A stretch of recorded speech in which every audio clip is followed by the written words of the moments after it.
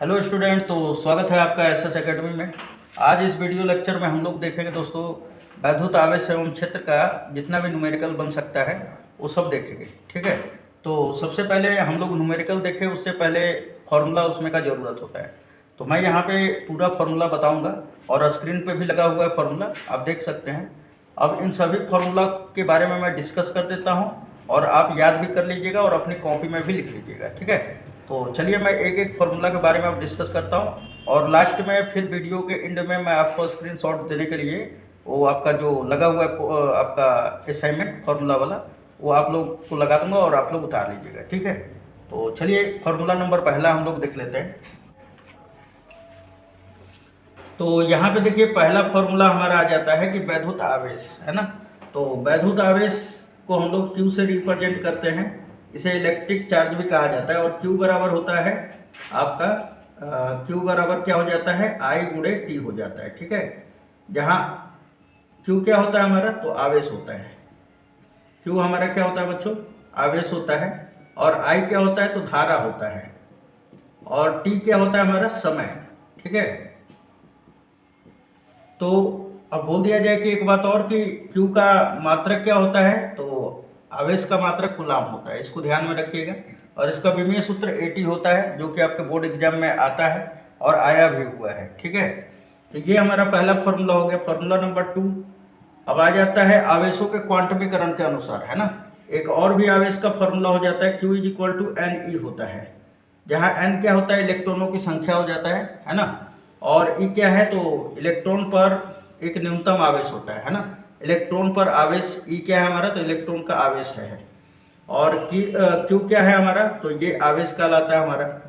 तो अगर हम लोग बोले कि E का मान क्या हो जाएगा, E माइनस बराबर यानी इलेक्ट्रॉन पर आवेश कितना होता है तो -1.6 × 10⁻⁻19 कूलाम होता है, यानी -1.6 × 10⁻⁻19 कूलाम होगा।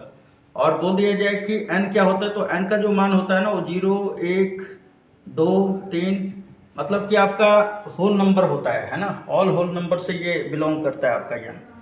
तो ये हो गया हमारा कि पहला नंबर वैद्युत आवेश Q बराबर IT और दूसरा हो जाता है हमारा आवेशों के क्वांटमीकरण के अनुसार Q = NE। तो ये दोनों फार्मूला आपको याद होगा है ना। अब आ जाते हैं थर्ड नंबर पे आपका कूलाम बल या वैद्युत बल कहा जाता है।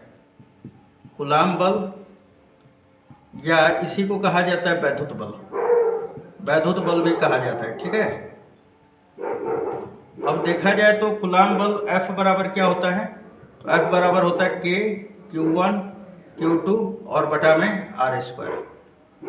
ठीक है, K Q1 Q2 बटा में R² होता है। जहाँ K का जो मान होता है आपका, जहाँ K का जो मान होता है 1/4πε0 है ना, या इसी का जो मान होता है वैल्यू वो 9 × 10⁹ और न्यूटन मीटर स्क्वायर प्रति कूलाम स्क्वायर भी होता है। ओके, और बोल दिया जाए इसका मात्रक जो होता है ना बच्चों, ये मात्रक न्यूटन मीटर स्क्वायर प्रति कूलाम स्क्वायर, ये बहुत ही मोस्ट इम्पोर्टेंट हो जाता है, इसको थोड़ा ध्यान में रखिएगा। और अगर हम लोग अगर यहाँ पे रख दें कि K का जो मान है 1/4πε0 तो यही जो फार्मूला होता है F ये हो जाता है 1/4πε0 और Q1 Q2 बटा में R², Q1 Q2 और बटा में R² हो जाता है।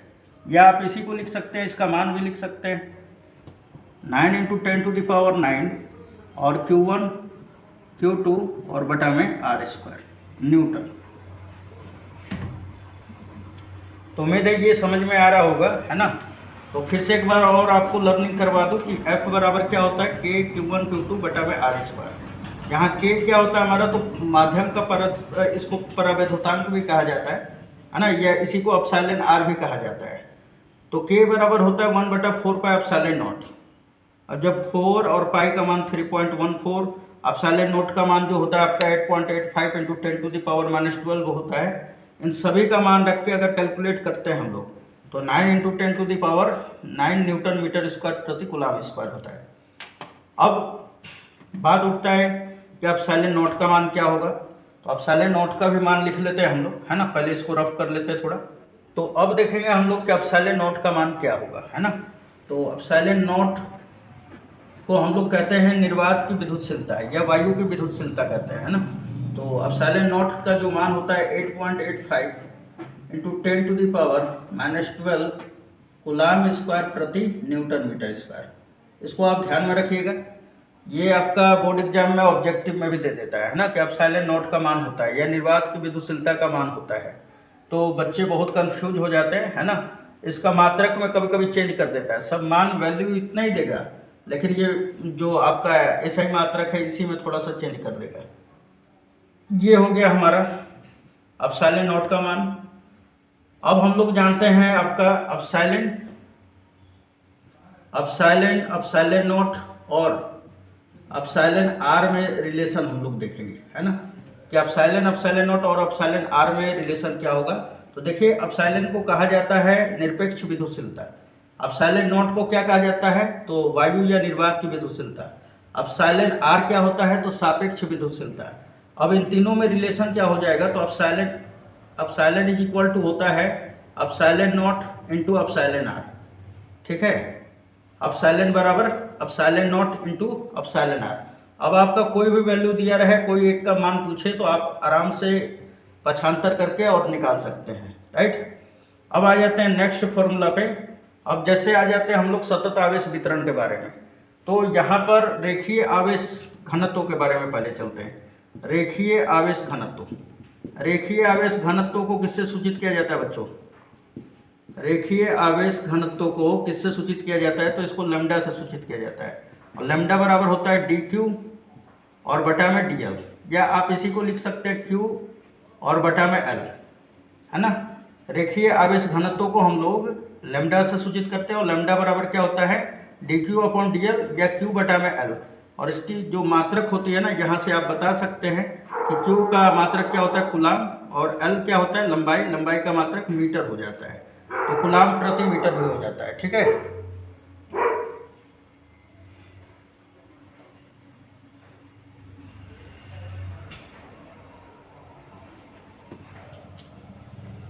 अब आ जाते हैं हम लोग रेखीय पृष्ठ आवेश घनत्व पे। पृष्ठ आवेश घनत्व पे हम लोग आ जाते हैं, ठीक है। तो पृष्ठ आवेश घनत्व को किससे सूचित किया जाता है बच्चों, तो सिग्मा से। और सिग्मा बराबर क्या होता है, तो dq अपॉन में ds होता है, या हम लोग बोलते हैं कि dA, है ना। ds या dA कुछ भी लिख देंगे तो चलेगा। A फॉर भी एरिया होता है, S फॉर सरफेस एरिया होता है। तो अब इसका अगर मैं मात्रक का बात करूँ तो इसका मात्रक क्या होगा, या आप इस तरह भी लिख सकते हैं कि q बटा में a, है ना। इसका मात्रक का अगर बात करें हम लोग तो q का मात्रक क्या होता है कूलाम, और a फॉर एरिया का मात्रक मीटर स्क्वायर। तो हम बोल सकते हैं कि जो पृष्ठ आवेश घनत्व होगा सिग्मा, इसका हम बोलते हैं कि व्यंजक क्या होगा, तो q बटा में a होगा, है ना। अब आ जाते हैं आयतन आवेश घनत्व पे। आयतन आवेश घनत्व पे आ जाते हैं। आयतन आवेश घनत्व का फॉर्मूला क्या होगा, तो आयतन आवेश घनत्व को हम लोग सूचित करते हैं रो से, और रो बराबर क्या हो जाता है, तो dq और बटा में dv होता है, राइट। dq अपॉन dv हो जाता है, यानी कि एकांक आयतन में उपस्थित जो आवेश की मात्रा होती है ना, उसी को हम लोग आयतन आवेश घनत्व कहते हैं। अब या आप इसको इस तरह भी लिख सकते हैं कि q बटा में v भी लिख सकते हैं, राइट। अब इसका अगर हम लोग मात्रक का बात करें तो कूलाम प्रति मीटर क्यूब होगा। तो इन सभी बातों को देखिए, ये फॉर्मूला जानने से क्या फ़ायदा होगा ना, कि जब आपका फॉर्मूला रेडी रहेगा तभी न्यूमेरिकल समझ में आएगा, है ना। और फॉर्मूला याद कर लेने से क्या होगा फ़ायदा, कि आपका जो ऑब्जेक्टिव बनने वाला है फिजिक्स में, वो सारा का सारा आपका क्लियर हो जाएगा, है ना। चलिए, ये समझ में आया आपको। हाँ, तो बच्चों ये नेक्स्ट हमारा फॉर्मूला क्या होगा कि बिंदु आवेश के कारण अन्य बिंदु पर तीव्रता। तो बिंदु आवेश के कारण किसी अन्य बिंदु पर तीव्रता क्या होगा, तो E बराबर 1 बटा में 4 पाई एप्सिलॉन नॉट और Q बटा में R स्क्वायर होता है। और विद्युत क्षेत्र की तीव्रता का मात्रक क्या होगा, न्यूटन प्रति कूलाम होता है, राइट। तो ये सब ध्यान में रखिएगा। अब अगर हम लोग बात करें नेक्स्ट कि अक्षीय स्थिति में तीव्रता क्या होगा, अक्षीय स्थिति में तीव्रता क्या होगा? तो अक्षीय स्थिति में जो तीव्रता होता है विद्युत क्षेत्र की तीव्रता 1/4πε0 और 2p बटा में आर क्यू होता है। ठीक है, 2p बटा में आर क्यू होता है। अब बोल दिया जाए कि 2p, p क्या है हमारा? तो p जो होता है वैद्युत द्विध्रुव आघूर्ण कहलाता है। क्या कहलाता है? वैद्युत द्विध्रुव आघूर्ण। और आर क्या होता है? तो हमने बताया कि कोई बिंदु आवेश है, उससे किसी अन्य बिंदु पे, तो मान लीजिए कि आर दूरी पे वो बिंदु स्थित है ना। तो आर आपका उस बिंदु आवेश से उस बिंदु की दूरी होता है ना। अब 1/4πε0 का तो मान आप जानते ही हैं। अब अगर मैं बोलूं कि इसका मात्रक क्या हो जाएगा, तो न्यूटन प्रति कूलम हो जाएगा। राइट। अब आ जाते हैं निरक्षीय स्थिति में। तो निरक्षीय स्थिति में तीव्रता क्या होगा? निरक्षीय स्थिति में तीव्रता क्या होगा? तो E बराबर 1/4πε0 और P बटा में आर क्यू होता है। राइट। और ये न्यूटन प्रति कूलम हो जाता है। E बराबर 1/4πε0 P बटा में आर क्यू न्यूटन प्रति कूलम। तो ये भी आप ध्यान में रखिएगा। अब यहाँ पे जो P होता है ना, वैद्युत द्विध्रुव आघूर्ण होता है। इसको भी जान लेते हैं कि वैद्युत द्विध्रुव आघूर्ण क्या होता है। तो वैद्युत द्विध्रुव आघूर्ण को हम लोग P से रिप्रेजेंट करते हैं और P बराबर होता है Q × 2a, है ना। तो हम लोग जानते हैं ना कि जब दो समान किंतु विपरीत प्रकृति के आवेश को एक दूसरे से अल्प दूरी पर रख दिया जाता है ना, तो जो प्राप्त निकाय होता है उसे वैद्युत द्विध्रुव कहते हैं। और हम बोलते हैं कि अगर उन दोनों में से एक आवेश तथा उनके बीच की जो प्रभावी लंबाई है यानी कि 2a, इन दोनों का जो गुणनफल होता है ना, इसी को कहा जाता है वैद्युत द्विध्रुव आघूर्ण। और इसे P से रिप्रेजेंट किया जाता है। P बराबर होता है Q × 2a। अब अगर इसके मात्रक का बात करें ना, तो कूलम मीटर हो जाता है। ठीक है, तो इन सभी बातों को ध्यान में रखिएगा। फिर से एक बार और लर्निंग कर लीजिए कि बिंदु आवेश के कारण किसी अन्य बिंदु पर तीव्रता क्या होगा। तो E बराबर 1/4πε0 Q बटा में r²। अक्षीय स्थिति में क्या होगा तीव्रता? 1/4πε0 2p बटा में आर क्यू। निरक्षीय स्थिति में क्या हो जाएगा? तो 1/4πε0 P बटा में आर क्यू। वैद्युत द्विध्रुव आघूर्ण P बराबर क्या होगा? Q × 2a।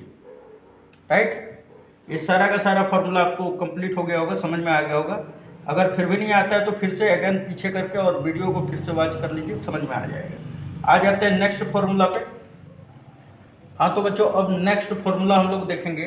नेक्स्ट फॉर्मूला ये रहेगा कि मान लीजिए कि आपको जैसे अगर दे दिया, मान लीजिए एक समान विद्युत क्षेत्र है ना, और इसमें वैद्युत द्विध्रुव रखा गया है। ये वैद्युत द्विध्रुव है हमारा, इसको रखा गया है। तो मैं बोल दूं कि इस पर लगने वाला जो बल आघूर्ण होगा, जो कि इसको घूर्णन कराएगा, वो कितना लगेगा?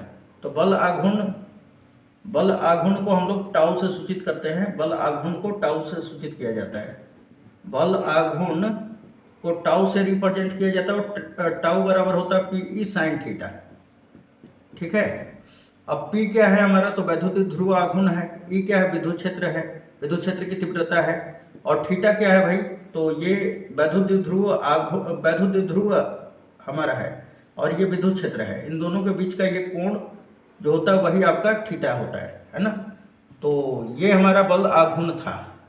अब हम लोग जानेंगे क्या कि वैद्युत द्विध्रुवों को एक समान विद्युत क्षेत्र में घुमाने में जो किया गया कार्य होता है, कार्य का व्यंजक क्या होता है ना। द्विध्रुवों को एक समान विद्युत क्षेत्र में घुमाने में किया गया कार्य का व्यंजक, तो कार्य को रिप्रेजेंट करते हैं W से। और W बराबर क्या होता है? PE × 1 - cos theta.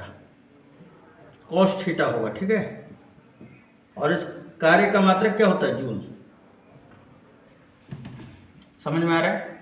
अब हम लोग देखेंगे कि ये वैद्युत द्विध्रुव है, इसकी स्थितिज ऊर्जा का व्यंजक क्या होगा, है ना। क्या हमने बोला? वैद्युत द्विध्रुव की स्थितिज ऊर्जा का व्यंजक क्या होगा? तो इसको U से रिप्रेजेंट करते हैं और U बराबर होता है माइनस का PE cos थीटा। ठीक है, इतना समझ में आया। अब आ जाते हैं हम लोग थोड़ा सा गाउस के प्रमेय पे, है ना। वैद्युत फ्लक्स पे पहले आ जाते हैं हम लोग। तो वैद्युत फ्लक्स को phi E से रिप्रेजेंट करते हैं, इलेक्ट्रिक फ्लक्स, है ना। तो इसे हम लोग वैद्युत फ्लक्स भी कहते हैं, 5E से रिप्रेजेंट करते हैं। और 5E बराबर क्या होता है, तो ES कोस थीटा, या S के जगह पे कभी कभी A भी दे देता है, तो EA कोस थीटा ये भी लिख सकते हैं हम लोग, जहाँ थीटा किन दोनों के बीच का कोण है दोस्तों। तो अगर मान लीजिए कि ये हमारा कोई, मान लीजिए कि ये सरफेस है, बोल दिया जाए ये पृष्ठ है हमारा, ये हमारा पृष्ठ है, और इससे ये विद्युत बल रेखाएं निकल रही है, ठीक है, कुछ इस तरह भी निकलेगा। तो ये सरफेस हो गया, ये सरफेस है, तो इसका एरिया वेक्टर ये होगा, और ये विद्युत फ्लक्स हो गए, विद्युत बल रेखाएं होंगे, तो इनके बीच का कोण ये वाला थीटा, यही आपका ये थीटा होता है ना। यानी हम बोलते हैं कि विद्युत क्षेत्र की तीव्रता और एरिया वेक्टर के बीच का कोण होता है, ठीक है। तो ये हमारा विद्युत फ्लक्स हो जाता है। अब मैं बोलूँ कि गाउस के नियम से, या कभी कभी एक बात और ध्यान में रखिएगा कि 5E बराबर जो होता है ना आपका, जब लंबवत निकल जाता है ना, तो cos 90 का आपका समांतर जब निकलता है ना, तो थीटा का मान 0 हो जाता है। तो उस वक्त जो होता है EA का प्रयोग कर लिया जाता है, ये भी ध्यान में रखिएगा। अब आ जाता है नेक्स्ट में कि गाउस का नियम। गाउस के नियम से भी विद्युत फ्लक्स निकल जाता है। और गाउस का नियम क्या होता है हमारा, तो किसी बंद पृष्ठ में उपस्थित कुल आवेश, है ना, किसी बंद पृष्ठ से गुजरने वाला कुल विद्युत फ्लक्स की संख्या उसमें उपस्थित कुल आवेश का 1/ε0 गुना होता है। फिर से मैं एक बार और रिपीट कर रहा हूँ, किसी बंद पृष्ठ से गुजरने वाला संपूर्ण विद्युत फ्लक्स उस पृष्ठ में उपस्थित कुल आवेश का 1/ε0 गुना होता है। कहने का मतलब है कि 5E जो होता है आपका, वो किसके बराबर होता है, तो Q इंटू 1/ε0 के, या हम बोलते कि Q बटा में ε0, ठीक है। तो ये हमारा वैद्युत फ्लक्स का गाउस के नियमानुसार ये भी व्यंजक होता है, जो कि बोर्ड एग्जाम का बहुत ही one of the best question है। और गाउस का नियम क्या है और वैद्युत फ्लक्स क्या है, इसके नियम को सत्यापित कीजिए, ये सारा का सारा आपको बोर्ड में आता है, राइट। आप हमें कमेंट करके बोलिएगा तो मैं ये वाला नियम भी आपको सिद्ध करा दूंगा, ठीक है। हाँ तो बच्चों, अब हम लोग देखेंगे रेखा आवेश के कारण तीव्रता। और रेखा आवेश के कारण तीव्रता किसी अन्य बिंदु पर क्या होता है, विद्युत क्षेत्र की तीव्रता, तो E बराबर होता है Q बटा में 2πr/L/0 और न्यूटन प्रति कूलम। ये सब देखिए फॉर्मूला जो होता है ना, कभी कभी बोर्ड एग्जाम में पूछ देता है कि निम्नलिखित में से रेखा आवेश के कारण किसी अन्य बिंदु पर तीव्रता क्या होगा। तो ये फॉर्मूला आपका न्यूमेरिकल की दृष्टि से बहुत ज़्यादा इंपॉर्टेंट तो उतना नहीं आ जाता है, लेकिन फिर भी जब दिया है तो हम लोग कर लेते हैं, इसको भी जान लीजिए। कभी कभी एक आध न्यूमेरिकल आ ही जाता है, ठीक है, बन जाता है। तो रेखा आवेश के कारण तीव्रता क्या होता है, तो E बराबर Q बटा में 2πr/L/0 हो जाता है, ठीक है। ये हो गया हमारा। नेक्स्ट हम लोग देखेंगे फॉर्मूला, नेक्स्ट देखेंगे अनंत समतल चादर के कारण। अनंत समतल चादर के कारण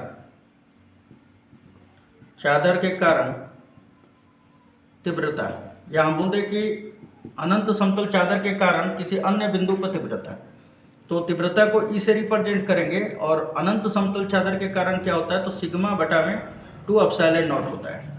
अब सिग्मा क्या है, तो पृष्ठ आवेश घनत्व, जो कि अभी अभी हमने बताया है। तो ये हो जाता है आपका अनंत समतल चादर के कारण। अब अगर मैं बात करूं कि गोलीय कवच के कारण किसी अन्य बिंदु पर तीव्रता क्या होगा, तो गोलीय कवच के कारण